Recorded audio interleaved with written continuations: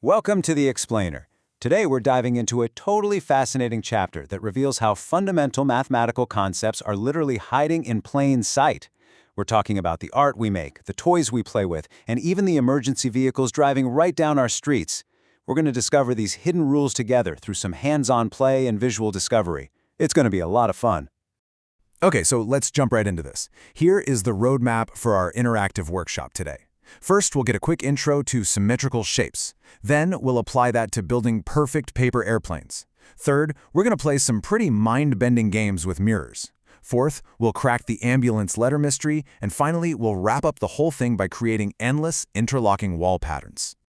Starting right off with Section 1, Intro to Symmetrical Shapes. To truly grasp this concept, let's just mentally participate in a messy, fun art experiment, all right? Imagine we're sitting at a craft table, breaking out those bright, vibrant paints. Here's how we do it.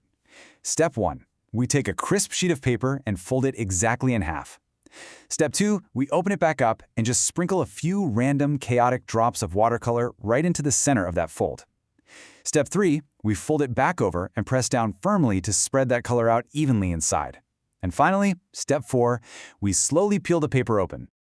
Look what you made. I mean, just look at this magnificent, colorful ink blot design. It's intricate, but most importantly, it is perfectly balanced. Whatever random shape the paint formed on the left side, it perfectly duplicated in reverse on the right side. It's totally chaotic yet incredibly ordered at the exact same time. Now, looking at this gorgeous pattern, I have a really quick puzzle for you. Scan your eyes over this ink blot. Where exactly would you draw a straight line that divides this beautiful design into two completely equal halves? Take a second, visualize it. I bet your eyes went naturally right to that vertical crease running right down the middle of the paper, didn't they? Well, the crucial point here is that this exact middle crease actually has a mathematical name. In this chapter, we learn it's called the line of symmetry. By definition, a line of symmetry is the line that divides a design into two equal mirroring halves. If you were to fold the design along this line, both sides would perfectly match up. They'd overlap without any extra edges sticking out. It's essentially the ultimate geometric balancing act. Moving right along to Section 2, Building Perfect Paper Airplanes. We're taking symmetry off the flat page now and launching it right into the air to explore the physics behind this geometry.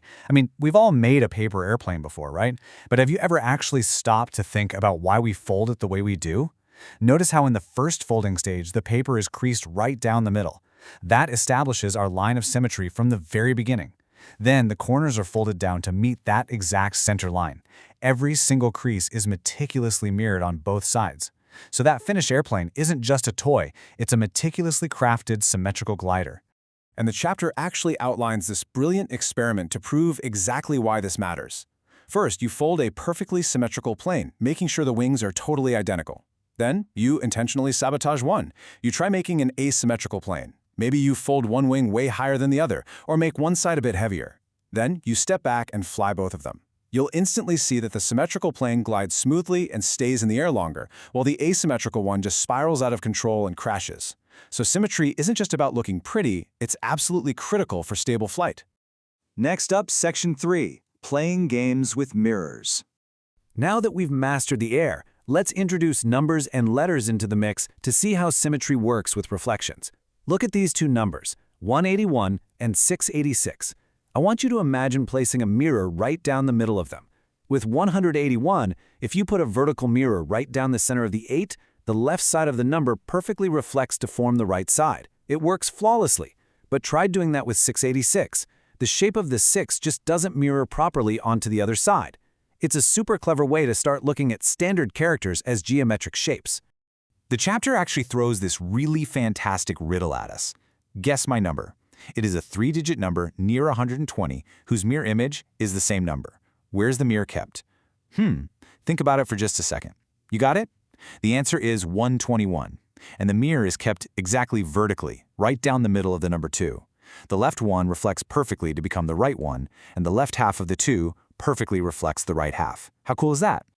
To help visualize these kind of tricky reflections, the chapter shows how you can use dot grids, exactly like this one. By marking a center line straight down the dots, you can practice drawing half a letter or half a word, and then challenge your friends to imagine placing a mirror there to decode the hidden symmetrical message. It literally turns math into an interactive spy game. Which brings us to Section 4, the ambulance letter mystery.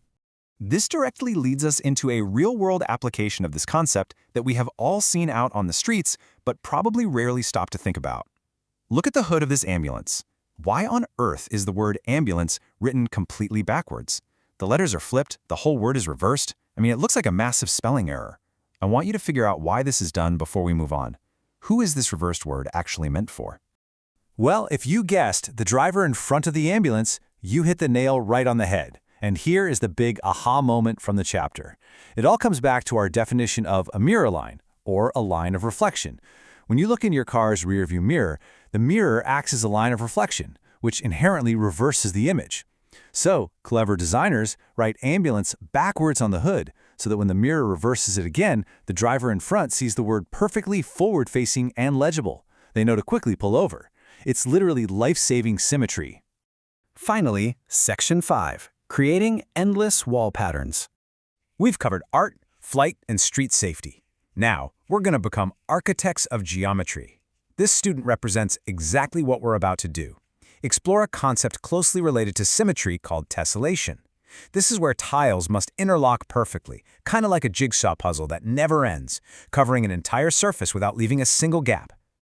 The chapter shows us this brilliant yet incredibly simple cut, slide, and paste method to create a repeating cat wall tile. First, you draw a base shape outline, like a simple square. Step 2 is where the magic really happens. You cut a funky shape out of the top edge of the square, and you slide that exact piece straight down to the bottom edge. Step 3, you tape that piece onto the bottom. Step 4, you now have a totally new, weird shape. Maybe it looks a bit like a cat's head.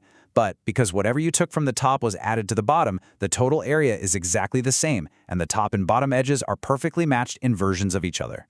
And by simply tracing this new tile over and over, stacking them on top of one another, you create a continuous wall where the tiles still fit perfectly, without any gaps or overlaps. You've essentially weaponized symmetry to create a seamless, endlessly repeating pattern. It's the exact same mathematical principle used in breathtaking Islamic tile work and those mind-bending M.C. Escher paintings. From simple watercolor blobs to life-saving reflections on ambulances to endless architectural patterns, symmetry is truly the hidden geometry of our everyday world. After explaining how this chapter shows geometry shaping everything around us, it leaves us with a great prompt. Are you ready to go on a nature walk and find these hidden patterns in the wild? Honestly, where else is symmetry hiding right under your nose, just waiting to be discovered? Let's get out there and start looking.